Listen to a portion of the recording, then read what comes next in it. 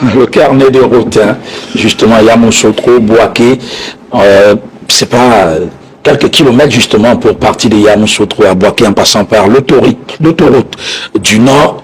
On a vu quand même hein, dans ce commentaire de Aït Cyril, bien différent de ce qui se passe ici chez nous. Au moins, eux là-bas, ils ont pu réaliser l'autoroute d'une distance de plus de 100 km en 5 ans. Ce qui est encore impossible chez nous. Bon, sur le continent, le pays a juste deux. Oui, juste deux. Même si on en mettait 3 et que vous êtes d'abord... Parce que la sécurité n'a pas de prix, hein, faut le dire. La sécurité d'abord n'a pas de prix. Donc quand vous roulez sur une route comme celle-là, vous vous sentez d'abord en sécurité, qui est contraire à nos routes ici, que quand vous, à chaque bout de chemin, vous êtes obligé de faire un chemin de croix, parce que vous sortez après chaque 4 ou 10 km, vous sortez d'un calvaire. Donc ce n'est pas évident. Mais ce qui fait quand vous trouvez sur une route aussi plaisante comme celle-là, ça vous donne non seulement envie de rouler, ça vous apporte l'assurance. Quel qu'en soit votre état de fatigue, la fatigue, elle vous quitte le corps toute seule. Et c'est plaisant de voir quand même, on a peut-être l'habitude de voir ça dans les pays, Maghreb ou encore dans les pays frères comme l'Afrique du Sud, de voir dans un pays comme la Côte d'Ivoire, qui a implanté tout cela pour préparer à accueillir la CAN. Vraiment, ce n'est que plaisant et dit félicitations. Comme tout à l'heure, ils ont dit que il n'y a pas de honte parce qu'on dit que l'unité précède la gloire, il ne faut pas avoir honte de l'unité. Ils ont imité ce qui était bien chez nous. Ils ont imité ce qui était bien chez nous pour préparer, au niveau du COCAN pour améliorer chez eux. Je souhaiterais aussi que nous, au moins qu'on copie aussi. Hein? Notamment les flashs. Hein, les flashs, en termes de répression, c'est pas répressif. Les flashs, on n'est pas derrière vous, on vous siffle, on vous perturbe les oreilles avec les hommes en tenue. Parce que là, c'est sur le plan, même vous êtes obligé de façon automatique de devenir un bon citoyen. Parce que même la route, je dis même les infractions, vous oblige. C'est comme chez vous, quand votre sol est propre, vous pensez que quelqu'un va venir avec la boue montée dessus ou avec les chaussures sans monter. Non, parce qu'il voit d'abord que votre sol est propre. Mais si c'est sale, il va monter avec des chaussures sales ou sans nettoyer ses chaussures pour monter. Donc c'est vraiment plaisant. Et pour les correspondants, les keynotes qui sont allés là-bas, bref, la team, la séance, je conseille de manger un bon plat de pakali. Il y a la checké aussi. Mais bonne chose. Et surtout écouter du bon journaux aussi. Je vais pâlir de jalousie un peu en parlant de cette autoroute qui est entièrement terminée. Je vais parler de jalousie simplement parce que le Cameroun a fait pratiquement la même chose. Quand vous prenez l'autoroute Yaoundé-Boumébel, qui a 3 voies par côté, parce qu'ici il n'y en a que 2, qui a 3 voies par côté, mais qui s'arrête à Boumébel, a aussi un péage à 10 postes. Maintenant, la jalousie reviendrait du fait que nous avons commencé, mais nous n'avons pas achevé. Mais qui reste dans la broussaille. Maintenant, il faut se demander qu'est-ce qui justifie que nous soyons aussi laxistes pour des choses qui ternissent notre image, alors qu'on aurait profité de ça pour donner de la reluisance à ce que nous sommes. Non, véritablement, il faut interpeller nos dirigeants pour leur dire qu'à un moment donné, il faut savoir faire les choses. Il ne faut pas entamer ce qu'on ne pourra pas terminer. Aujourd'hui, quand vous regardez les Ivoiriens, ils sont en droit de bien de se moquer de nous. Il est même impensable que la crise politique avait à la limite détruit pratiquement au tiers cette république-là, qui aujourd'hui est renaît de ses cendres et brille de mille feux. Véritablement, c'est pour cette raison qu'on sera vraiment en droit d'être jaloux de cela, parce que on pouvait nous aussi faire autant, sinon mieux. La famille, je pense que vous avez constaté que quand je fais des vidéos, je fais beaucoup de comparaisons entre la Côte d'Ivoire et le Cameroun.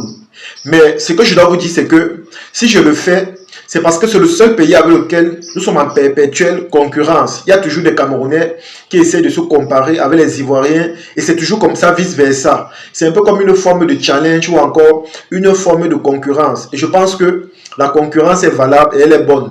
Dans le sens où ça va toujours pousser le concurrent à s'améliorer ou encore à se surpasser. Regardez par exemple dans cette chaîne de télé camerounaise où des grands commentateurs prennent des exemples en faisant des éloges sur la Côte d'Ivoire. Parce qu'eux-mêmes, ils se sont rendus là-bas et ils se sont rendus compte que la Côte d'Ivoire, malgré tout ce qu'on dit sur les réseaux sociaux, dépasse le Cameroun largement sur plusieurs aspects. Et l'aspect le plus important, c'est l'aspect infrastructurel, c'est-à-dire en Côte d'Ivoire, on voit des autoroutes, en Côte d'Ivoire, on voit des habitations, en Côte d'Ivoire, on voit des logements. Chose que ici chez nous, c'est un peu compliqué de voir cela. Vous savez, il y a un adage qui dit que quand il y a la route quelque part, il y a le développement. Je vous assure, tous les Camerounais qui partent en Côte d'Ivoire sont émerveillés par le nombre de routes ou encore d'autoroutes qu'ils voient. Ils sont tellement émerveillés par cela. Vous allez voir des échangeurs un peu de partout en Côte d'Ivoire. Chose que, ici là chez nous, c'est un peu comme un mythe. C'est un peu comme une citation ou encore, c'est un peu comme un souhait. Parce que tout le temps, on nous dit que voilà, il y aura des autoroutes. On nous dit que voilà, il y aura des routes. Mais on ne voit jamais. C'est juste des paroles en l'air. Et c'est tellement choquant. Parce que quand ces commentateurs-là partent en Côte d'Ivoire, par exemple, dans le but de faire leur travail, quand ils voient ce qui se passe là-bas, et pourtant, sur les réseaux sociaux, les Camerounais sont toujours en train de se concurrencer avec la Côte d'Ivoire, je vous assure, ils sont tellement choqués. Ils sont tellement choqués. Et c'est la raison pour laquelle, dans leurs vidéos, ils ont dit que la Côte d'Ivoire est un modèle pour tout le continent africain. Et je pense qu'ils ont parfaitement raison. Parce que quand c'est bien quelque part, c'est important de reconnaître cela. Et lorsque tu reconnais cela, ça pousse ceux qui sont chargés de faire la même chose dans ton pays à se surpasser ou encore à mettre la population bien. Ça ne sert à rien d'être orgueilleux, ça ne sert à rien de montrer que voilà, ici là ça donne et pourtant ce n'est pas le cas. Moi j'ai beaucoup apprécié leur sortie, j'ai beaucoup apprécié ce qu'ils ont dit dans leurs vidéos. Et j'ai également apprécié le dernier aspect qu'ils ont dit dans leur vidéo au sujet du cacao. La Côte d'Ivoire est l'un des premiers pays en Afrique producteurs de cacao. Regardez un peu le prix du cacao en Côte d'Ivoire et le prix du cacao au Cameroun. Bien que ici là chez nous, c'est suffisamment élevé, mais on ne produit pas assez. Mais vous verrez qu'en Côte d'Ivoire, le prix du cacao n'est pas trop ça. Mais ils produisent assez. Posez-vous des bonnes questions. Ici au Cameroun par exemple, j'ai l'impression que à la population, on ne met pas ce qu'il faut pour qu'ils puissent produire assez. Et quand je parle de produire assez, par exemple, je peux faire allusion au manque de routes. Vous allez voir, quand moi je pars au village, je vous assure, nos champs sont à l'intérieur des forêts. Ça fait en sorte que tu peux aller cultiver, tu peux aller produire du cacao, mais pour transporter cela, ça sera tout un calvaire. C'est la raison pour laquelle ils sont nombreux à ne pas se lancer dans l'agriculture.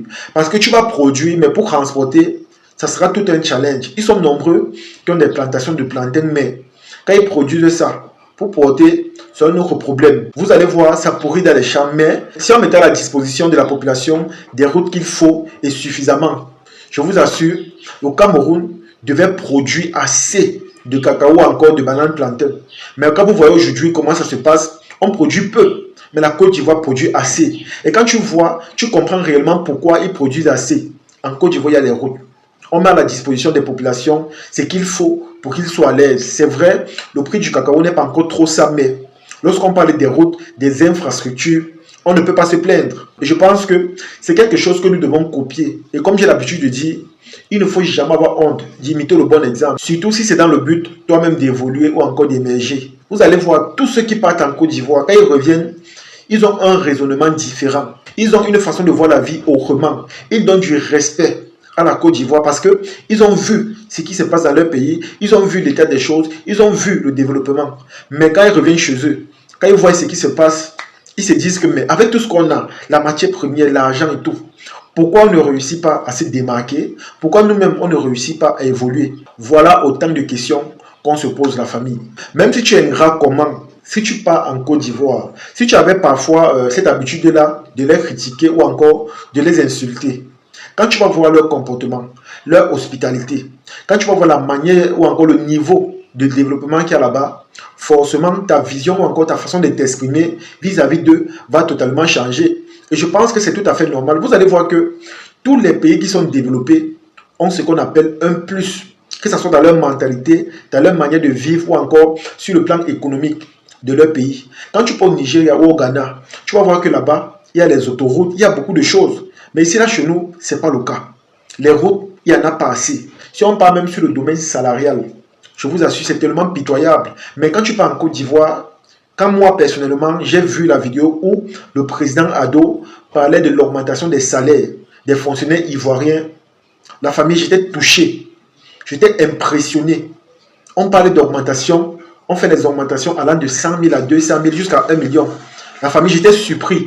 Parce qu'ici, là, chez nous, quand on parle d'augmentation, c'est qui est sûr, on va d'abord augmenter le prix de quelque chose, c'est-à-dire d'un produit sur le marché, avant d'augmenter les salaires peut-être de 5 000 francs. Et quand tu essaies de peser les deux, tu te rends compte que l'augmentation des salaires et l'augmentation d'un produit sur le marché était peut-être une façon de combler les deux. Parce que honnêtement, ça se perçoit un peu mal de voir que on augmente le prix d'un produit sur le marché et directement on augmente le salaire des fonctionnaires de 5 000. Tu comprends qu'il n'y a pas un réel changement. Et surtout que le produit qu'on augmente le prix, c'est un produit qui est beaucoup sollicité ou encore beaucoup demandé par la population. C'est tellement choquant de voir tout ça. Et pour finir, tu te fais des conclusions en te disant que on ne fait rien pour rien. Si on augmente quelque chose, c'est parce que en retour, il y a quelque chose également qu'on va rabaisser ou encore augmenter. Donc, rien n'est fait au hasard. En tout cas, vous avez écouté le témoignage de ces messieurs. J'ai voulu partager ça avec vous parce que vous êtes nombreux à me dire que pourquoi tout le temps tu fais la concurrence avec la Côte d'Ivoire lorsque tu veux parler de quelque chose. Vous-même, vous allez voir que quand un Camerounais ou encore un grand journaliste parle de la Côte d'Ivoire ou de son pays, il aura toujours pour habitude de faire la comparaison, mais cette comparaison-là est beaucoup plus dans le but de pousser ceux également qui sont chargés de développer notre pays ou encore les autres pays, de prendre de la graine ou encore de prendre exemple sur la Côte d'Ivoire et de faire pareil. Et c'est la raison pour laquelle ils ont dit dans leur interview que la Côte d'Ivoire est un modèle de développement pour l'Afrique. C'est très important parce que le développement qui s'opère là-bas est perceptible.